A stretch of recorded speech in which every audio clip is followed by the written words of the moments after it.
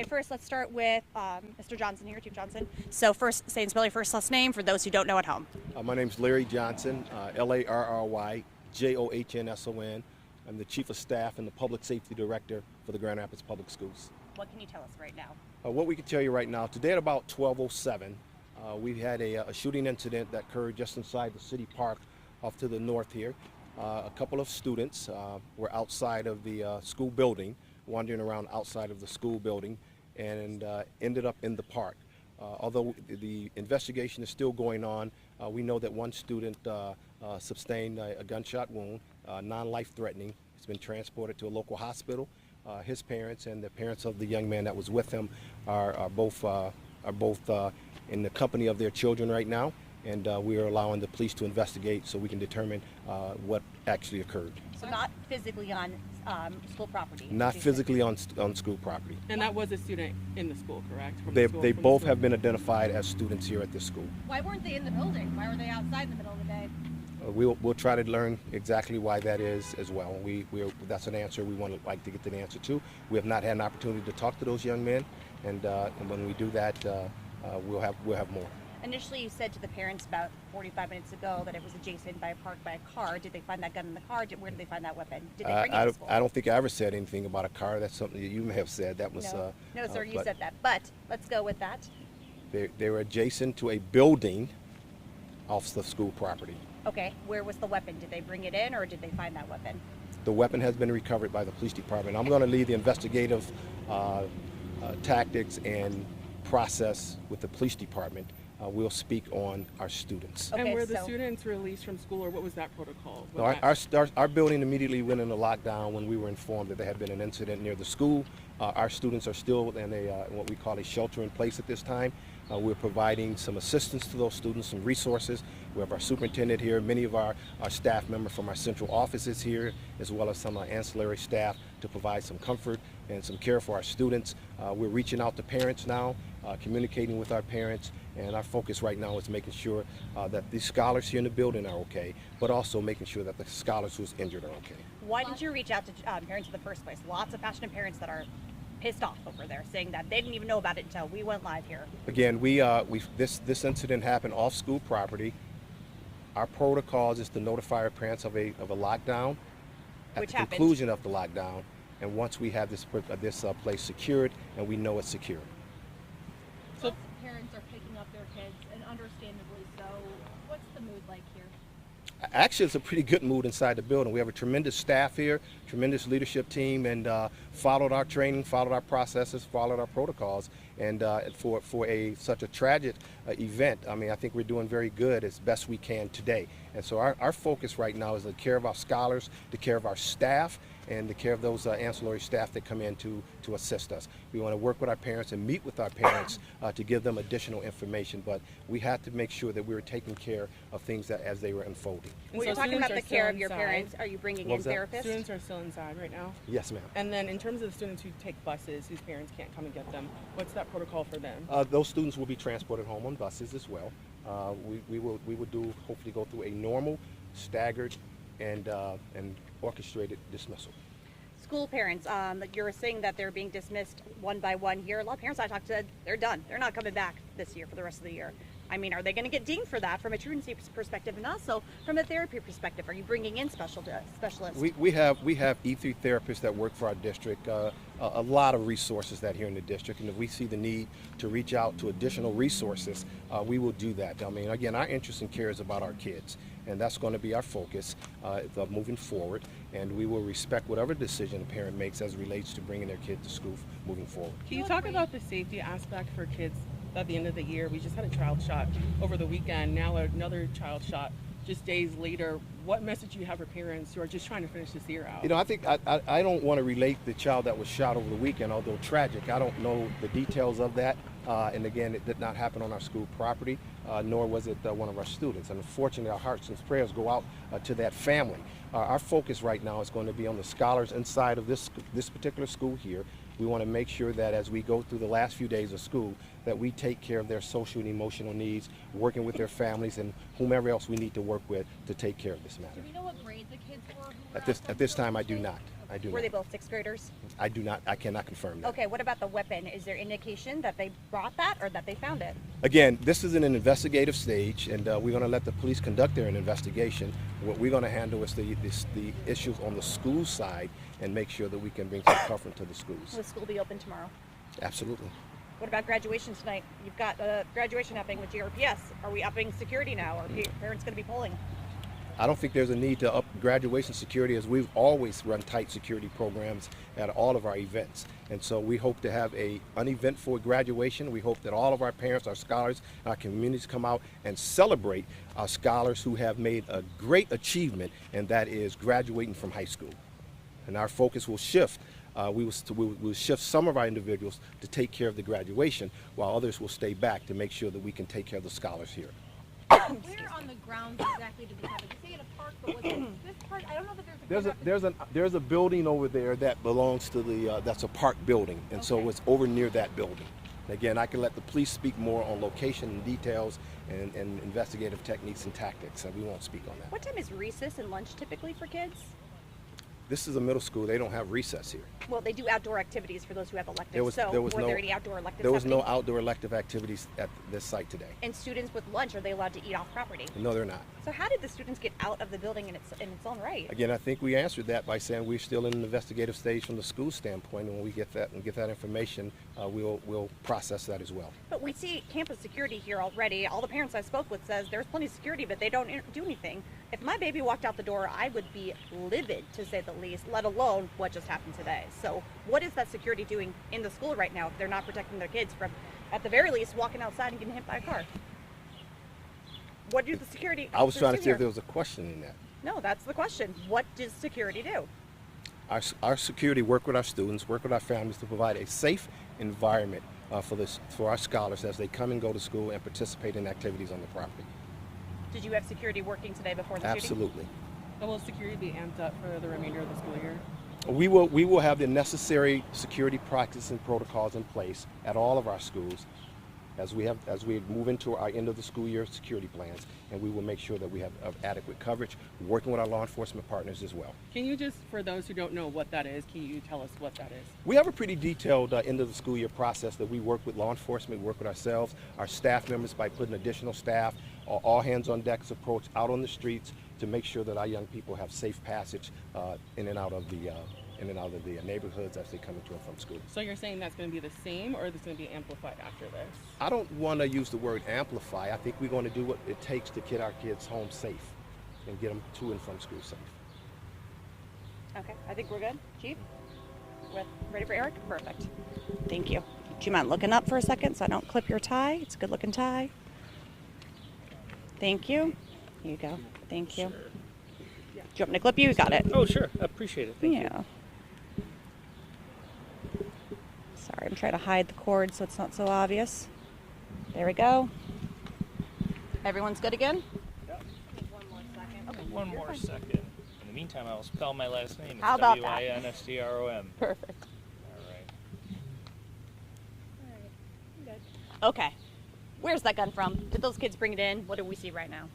Well, as you can see, there's still police officers on scene here, and when I arrived probably 20 minutes ago, the gun was still on scene being recovered. So we have a great relationship with the ATF. We're going to find everything we need to know about that gun. We're going to test fire it. We're going to use ballistics to see the history of the gun. We have a new agreement with the U.S. Attorney's Office that we'll be announcing on the 23rd coming up. We're going to have a press conference talking about the enhanced prosecution for these illegal guns, which too often times are getting in the hands of kids like this kid here, a middle school student. You know, I have a 12-year-old son. This could have been, this one really hit home. I am thankful to say that as of now, we're being told that the injuries are not life-threatening, but they very well could have been. It's a dangerous weapon. I want to echo what Mr. Johnson said about GRPS's goal of being the care and safety of their kids first. What I saw when we arrived was two children that were, whether they were playing with a gun, whether this was an intentional act, they sought shelter and they sought help from this GRPS school here. They ran to the front door. We've already started reviewing videotapes, and we saw that immediately GRPS staff were out here providing first aid. We had officers on scene within moments getting this child to the hospital. I am happy to say, too, that all involved individuals have been identified. The gun, as you mentioned, was recovered. It was recovered from the building right behind us over here. We're going to follow through the investigation. It's still very early on, but we're talking middle school kids. So we're not looking at either of these kids as being, true offenders in this, even if they were in possession of this gun. These are kids we're talking about. So we want to know where that gun came from.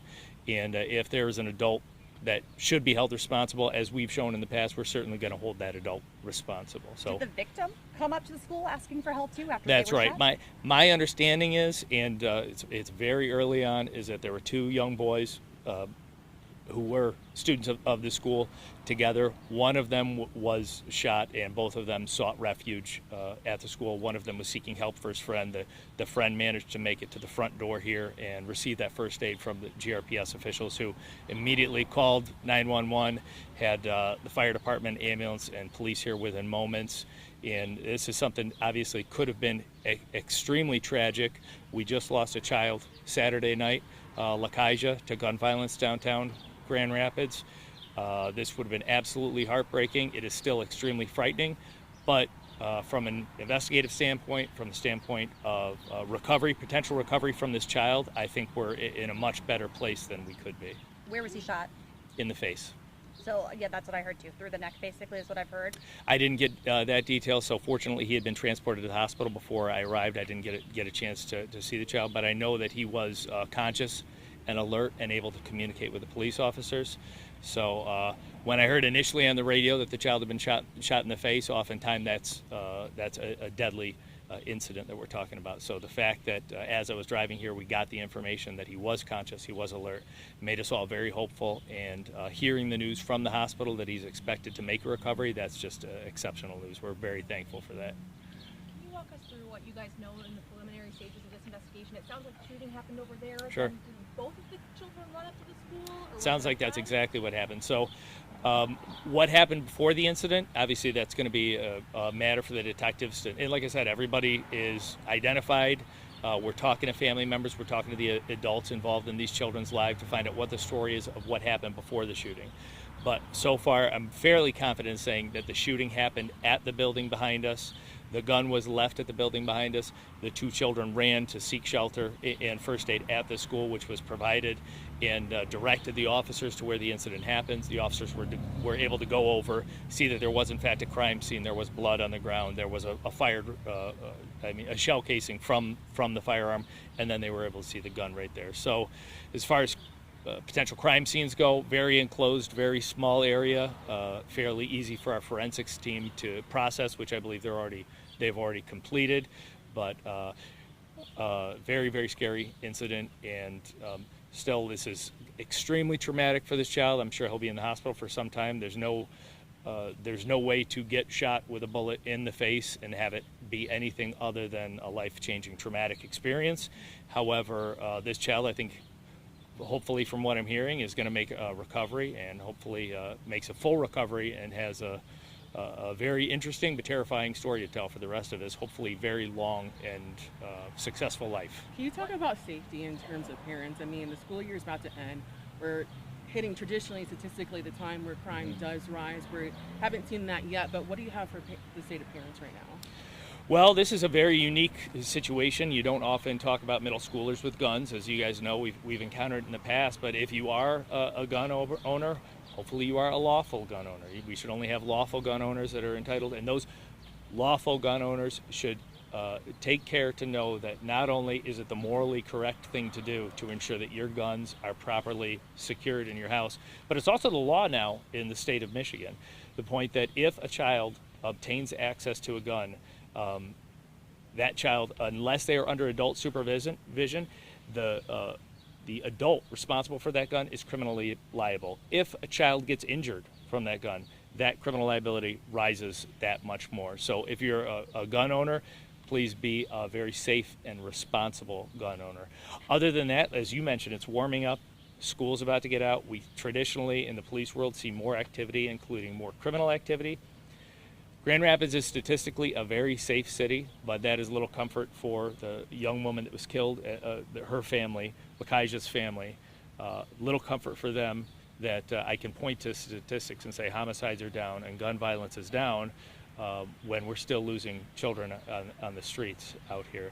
So we just need better adults, more adults involved in kids, in the lives of our children. Every successful adult that I know, including I'm sure all of you standing before me, can point to one, if not many, adults that took interest in them when they were children and were mentors to them or were coaches to them or got them involved in music or something that gave them a stake in doing the right thing throughout their lives to get you to the point where we are. And that's what we need, and I've seen it. I saw it. I got calls from nonprofits on the way here of individuals, some of who I saw walking around saying, hey, we don't know if this is criminal or not, but we're here to support the kids. What can we do?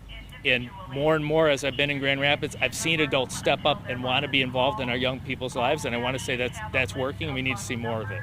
Okay, Chief, question for you. You started this whole press conference with the enhanced kind of punishments on the 23rd that you and Becker are going to be announcing. Yeah, absolutely. And you're talking about these illegal guns. So is there an indication that this is an illegal gun? Well, we're too soon, but I know it's very unlikely that a middle schooler had legal, some sort of legal transmission of this gun. So I bet that this gun probably has some sort of criminal history attached to it. And what we've seen is guns involved in serious crimes, such as homicides, such as shootings, and sometimes even accidental discharges like this. Once we get the ballistics back on them, we match them to shooting after shooting after shooting. So many times that we have had guns involved in homicides that we've linked to over a dozen other illegal incidents. So sometimes it just taking one gun off the street makes all the difference in the world. We're talking about accidental homicides, sorry, Julie, or accidental shootings here. Did any indication that the individual who was hit, did they fire that weapon accidentally, or was it the others? That is something that we're talking to both kids about. Obviously, the medical attention is the most important thing for the child that was struck in the face, and so we're going to obviously take a back seat to the emergency room staff that wants to make sure that he gets treatment as soon as possible. The other individual, I believe, is with his family talking to the police officers now, so I'm sure between the two of them, assuming too that the young victim is going to make a full recovery, I think that we'll be able to piece together the whole story. But whether it was an accidental shot to the face, whether it was his friend playing with the gun or trying to make it function, either way, it looks to me on its face, and this is still preliminary, that it would not be a criminal shooting, because very rarely do we see the shooter and the victim run together to the school to seek help like that. What type of gun was it? And did educators here today issue first aid to this kid when he came to the door? That's right. And we have investigators that are working on it as we speak, but I just stepped into the office and just saw right away, as quickly as I could, as much information as I could piece together. And what I saw was two young men running to the door of the school and just seeing the GRPS security run outside, provide first aid. Others who I don't know, I haven't spent that much time at the school, run outside, provide first aid. And then the police department and EMS employees get here. It all went as good as a terrible and potentially tragic and deadly situation could go. Once that child reached the front door of this school, it went as good as possible, and I don't think it could have been planned any better as for response. Do you know if that shot was heard by chance from administration, or was it caught on the camera? That I do not know. What type of gun? Looked to me to be a semi-automatic, likely 9mm handgun. So how does that make you feel? We have an issue with semi-automatic guns and automatic guns ravaging our country right now. Mm-hmm. The chance that a child has that, what's your reaction? Yeah, it's to terrifying. Like I said, I have a 12-year-old who goes to public school, and that's a frightening thing that this could have been my child as well. So it's terrifying. It's scary. We as a police department are obviously doing everything we can. We still, in this year, 2024, we're averaging over one gun every single day that we, illegally possessed gun, that we take off the streets. And it's a focus, too, of the federal government, our ATF partners. As I said, we're meeting on the 23rd to have a press conference with the U.S. Attorney, who sees this as a real problem, illegal guns in our communities. It's hard to look at a middle school student with a gun and say, this is your fault, and not look at the gun and say, where did this gun come from, and how did this situation arise? So it's complex, but the police department's doing what we can, and it's good to see everybody else in the community stepping up and doing what they can as well. I'm good. Everyone good? I've talked your guys' ear off. Thank you, Chief. We appreciate it. Okay, appreciate you guys.